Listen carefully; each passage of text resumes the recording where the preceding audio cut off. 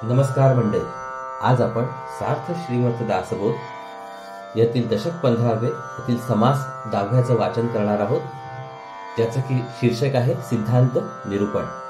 चला तर मग संकीर्तनाने सुरुवात करूया.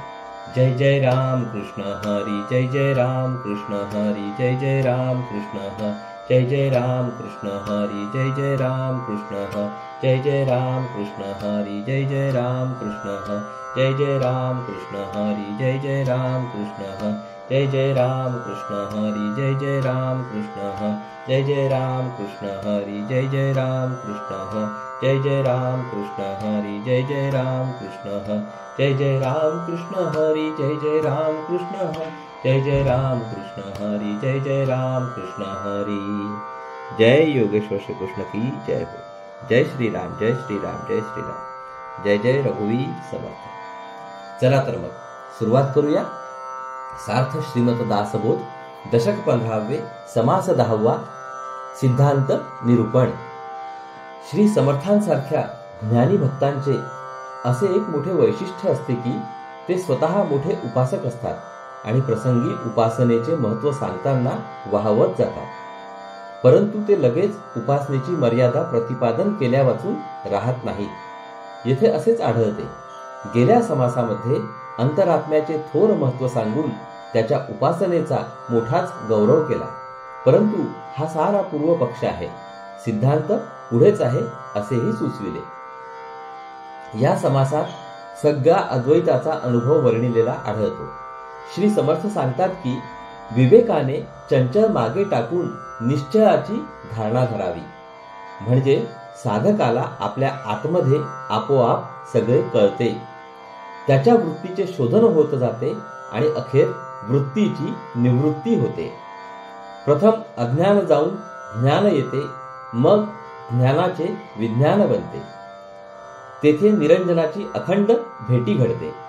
अंतरात्म्याचा शोध करता करता चंचल निश्चल बनते, म्हणजे वृत्ती शून्य अवस्था येते, म्हणजेच मनाचे उन्मन होते. तेथे देवभक्तपण उरत नाही. चंचलात राहणारा साधक चंचल हाताशी धरूनच साधन करतो, म्हणून चंचलाच्या चक्रातून बाहेर पडणे त्याला दुरापास्त होते.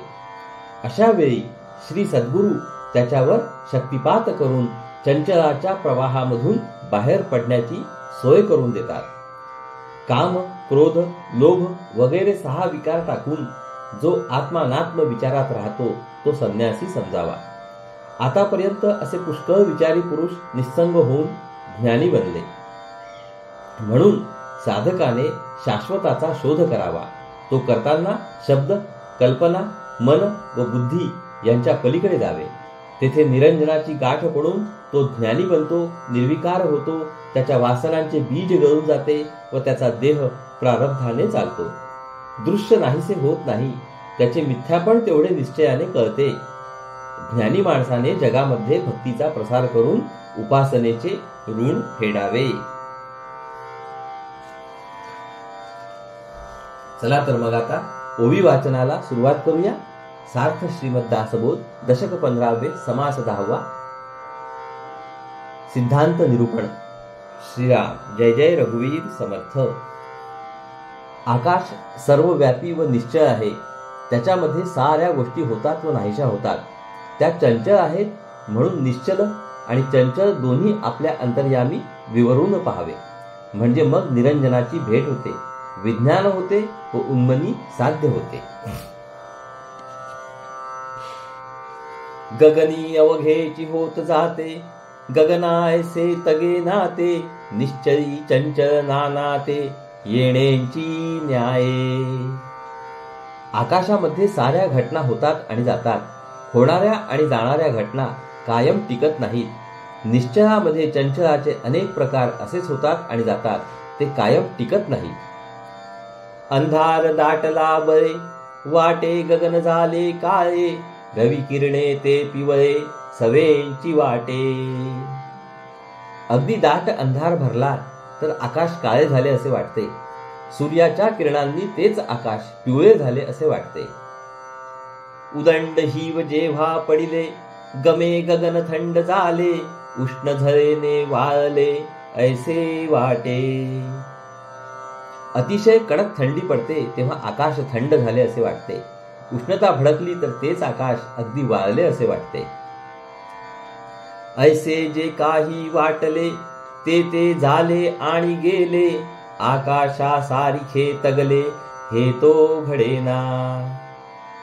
अशा रीतीने जे जे काही वाटते ते ते आकाशामध्ये झाले आणि गेले, पण ते आकाशाप्रमाणे कायम टिकले असे कधी होत नाही. उत्तम जाणीवेचा जिनस समजोन पाहे सावकास. निराभास ते आकाश भास मिथ्या. शुद्ध जाणीव ही सर्वोत्तम वस्तू आहे. ती ओळखून जर स्वस्थपणे पाहिले तर असे आढळेल की आकाशाचा भास होत नाही. जो जो भास होतो तो तो मिथ्या असतो. उदक पसरे वायो पसरे आत्मा अत्यंतची पसरे. तत्वे तत्व अवघेंची पसरे अंतर्यामी. पाणी व्यापक बनते, वायू व्यापक बनतो, आत्मा अतिशय व्यापक बनतो. एकूण एक तत्व अंतर्यामी व्यापकपणे अनुभवास येते. चळते आणि चळेनाते अंतरी अवघेच कळते. विवरणेंची निवळते प्राणी मात्रासी. मग जे चळते ते आणि जे चळत नाही ते सगळे आपल्या अंतर्यामीच कळते. मनन चिंतनानेच माणसाला ते अंतर्यामी स्पष्ट होते. विवरता शेवटी निवृत्ती पदी अखंड भेटी. जालियाने तुटी होणार नाही. निरंतर चिंतन करता करता अखेर निवृत्ती पदाला माणूस पोचतो. तेथे स्वरूपाची अखंड भेट होते. एकदा भेट झाली की मग कधीही ताटातूट होत नाही. जेथे ज्ञानाचे होते विज्ञान आणि मनाचे होते उन्मन. तत्वनिर्शनी अनन्य विवेके होते. तेथे ज्ञानाचे विज्ञान होते आणि मनाचे उन्मन होते. सर्व तत्वांचे निरसन झाल्याने विवेकाने परब्रह्माशी अनन्यपणा घडतो. उपासना करून अंतरात्म्याचा शोध घेता घेता सारे अशाश्वतच मुळी शाश्वत रूप बनते. उपासक आणि उपास्य हा भेद मावळतो. अज्ञान जाते, ज्ञान जाते आणि केवळ वृत्तीशून्यता उरते. चंचलाच्या अंमलाखालून सोडवणे हे खरे शक्तिपाताचे लक्षण होय. वडिलास शोधून पाहिले तो चंचलाचे निश्चय झाले. देवभक्तपण गेले तये ठाई. अंतरात्म्याचा शोध करायला निघालेल्या साधकाला असा अनुभव येतो की जे चंचल आहे ते निश्चल बनते. त्या ठिकाणी देव व भक्त यांचे निराळेपण संपते. दोघे एक जीव होऊन जातात.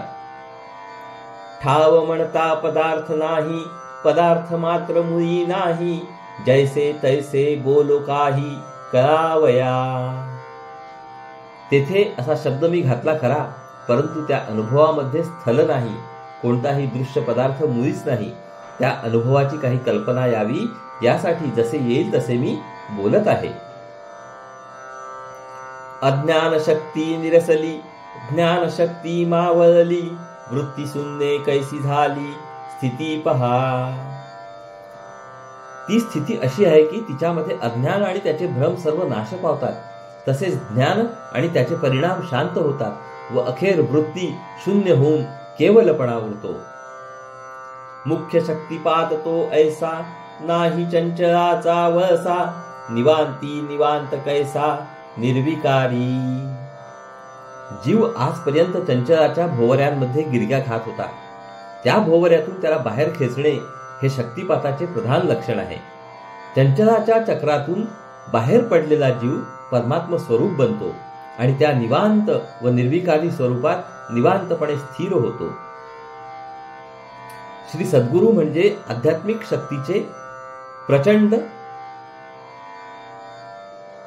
भांडार होय. चंचलाची विकार बालटे ते चंचलची जेथे आटे. चंचल निश्चल घनवटे हे तो घडेना. श्री सद्गुरु म्हणजे आध्यात्मिक शक्तीचे प्रचंड भांडार होय नव्हे. श्री सद्गुरु म्हणजे आध्यात्मिक शक्ती अखंड निर्माण करणारे यंत्र होय. त्या शक्तीचा उपयोग करून साधक आपले अंतःकरण अंतरात्म्यापाशी स्थिर करू शकतो. श्री सद्गुरू आपली शक्ती देण्यास केव्हाही तयार असतात, परंतु घेणारा शिष्य त्यासाठी तयार असावा लागतो. दर्शन, स्पर्शन, भाषण, स्मरण, संकल्प, आज्ञा, स्वप्न वगैरे शक्ती प्रदान करण्याचे अनेक मार्ग आहेत. कोणत्या साधकास कोणता मार्ग योजावा याचे अचूक ज्ञान सद्गुरूंनाच असते. एका ज्योतीने दुसरी ज्योत पेटवावी, त्याचप्रमाणे परमात्म स्वरूपामध्ये विलीन झालेला संत साधकाच्या अंतरात्म्यास चेतवतो, पेटवतो, जागा करतो. संताने दिलेले भगवंताचे नाम हेच काम करते. संताने शक्तिपात केल्यानंतर तिची जोपासना करून ती वाढवणे हे साधकाचे काम असते. येथे एक महत्वाची गोष्ट ध्यानात ठेवावी, ती ही की शक्ती देणाऱ्यांची फारशी वाण नसते, ती घेणाऱ्यांची आणि घेऊन सांभाळणाऱ्यांचीच वाण असते. जोपर्यंत चंचल असते तोपर्यंत या बदलणाऱ्या दृश्याचा भ्रम राहणार. ते चंचल आटल्यावर मग भ्रम शिल्लक उरत नाही. चंचल आणि निश्चल दोन्ही एकरूप कधीच होत नाही. खरे विचारवंत पुरुष महावाक्याचा विचार करून निस्संग बनतात. परब्रह्म अंतरी ठसल्यावर माया विलीन होते. अद्वैतानुभवाची अवस्था मन, बुद्धी, शब्द, कल्पना या सर्वांच्या कक्षेपलीकडे असते. महावाक्याचा विचारू तेथे संन्याशास अधिकारू, दैवी कृपेचा जो नरू तोही विवरो न पाहे. जो संन्यासी आहे त्यालाच महावाक्यांचा विचार करण्याचा अधिकार आहे. ईश्वरी कृपा ज्याच्यावर असते असा भाग्यवान पुरुष देखील महावाक्यांचा विचार करू शकतो. संन्यासी म्हणजे षडन्यासी, विचारवंत सर्व संन्यासी, आपली करणी आपणासी निश्चयेसी. मनातील सहाही विकार जो सोडतो तो खरा संन्यासी होय. खरे विचारवंत पुरुष सगळे संन्यासी समजावे. आपण जेवढी साधना करावी तेवढी आपल्या उपयोगास खात्रीने येते, यात शंका नाही. जगदीश बोलल्यावरी तेथे कोण अनुमान करी, आता असो हे विचारी विचार जाणती. एकदा जगाचा मालक प्रसन्न झाल्यावर मग उगीच कल्पना करीत कोणी बसत नाही. असो, जे विचारवंत आहेत त्यांना हा विचार समजतो.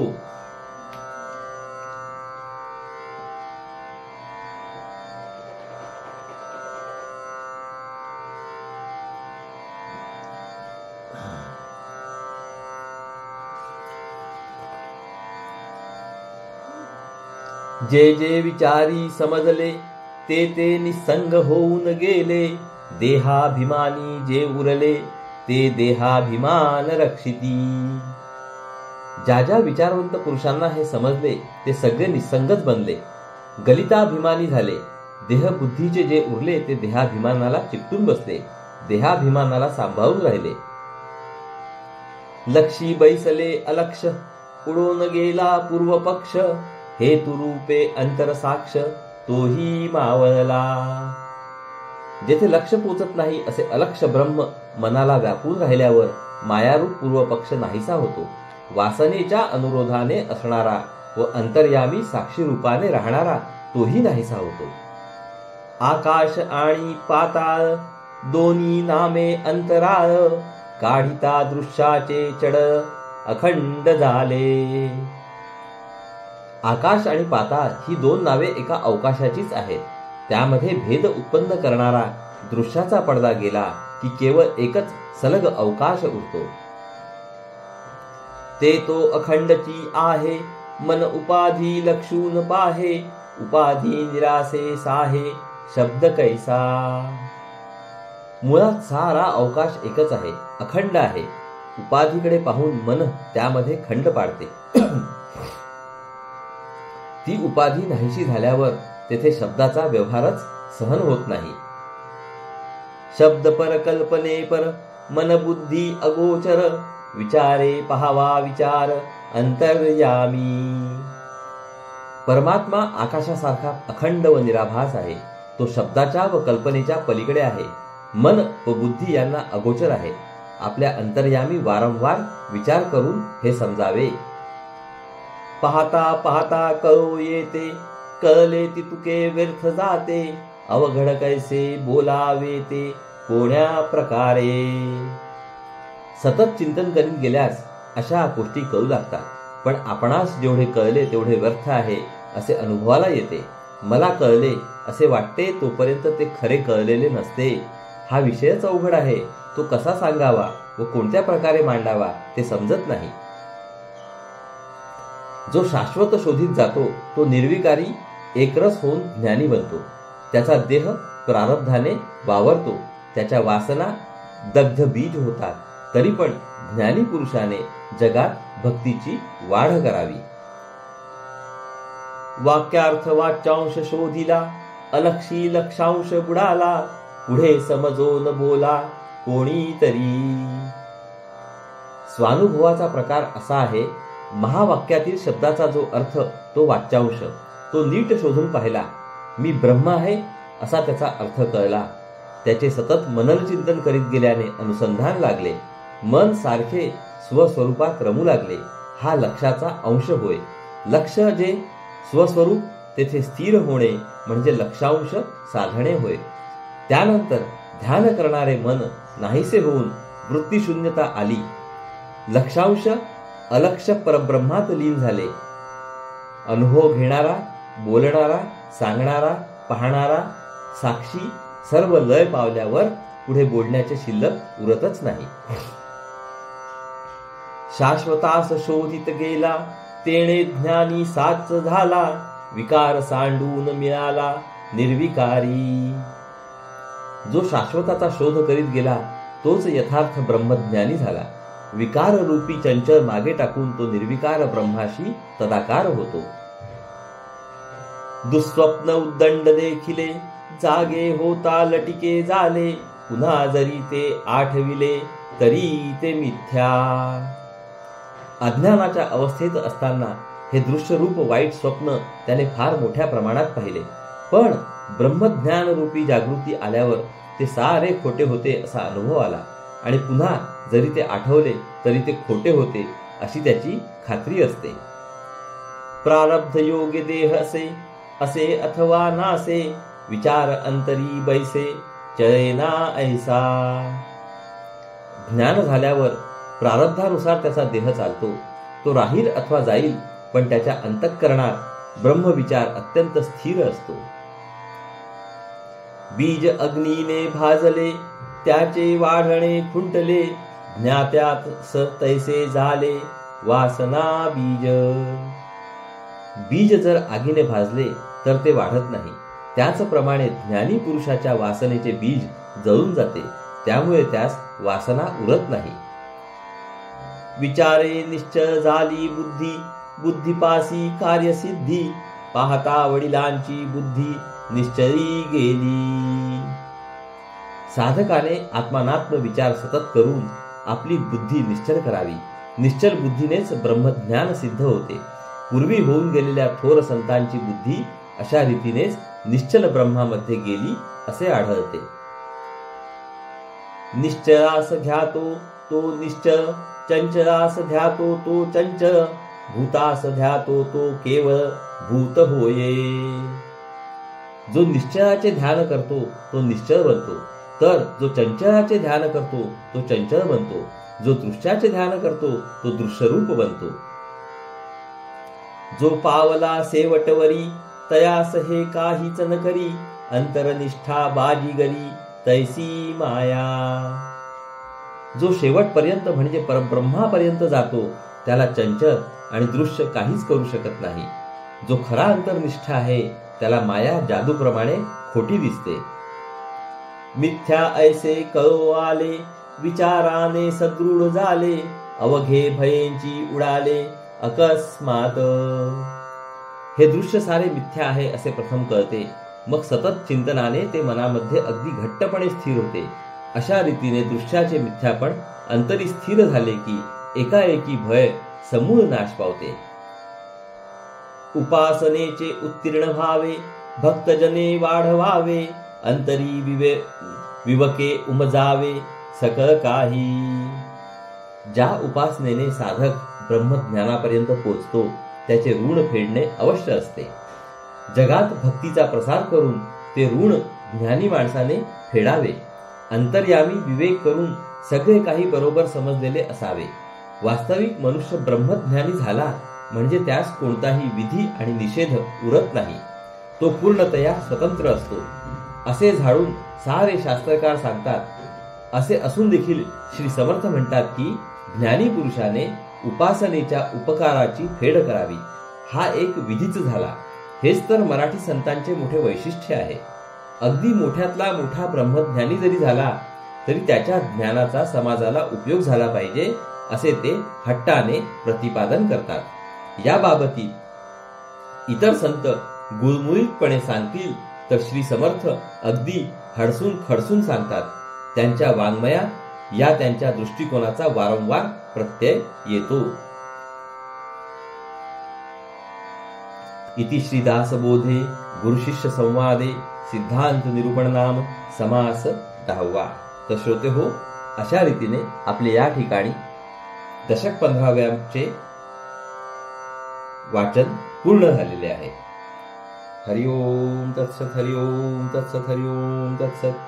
हरे कृष्ण कृष्ण कृष्ण हरे हरे, हरे राम राम राम हरे हरे, हरे कृष्ण कृष्ण कृष्ण हरे हरे, हरे राम राम राम हरे हरे, हरे कृष्ण कृष्ण कृष्ण हरे हरे, हरे राम राम राम हरे हरे, हरे कृष्ण कृष्ण कृष्ण हरे हरे, हरे राम राम राम हरे हरे, हरे कृष्ण कृष्ण कृष्ण हरे हरे, हरे राम राम हरे हरे, हरे कृष्ण कृष्ण कृष्ण हरे हरे, हरे राम राम हरे हरे, हरे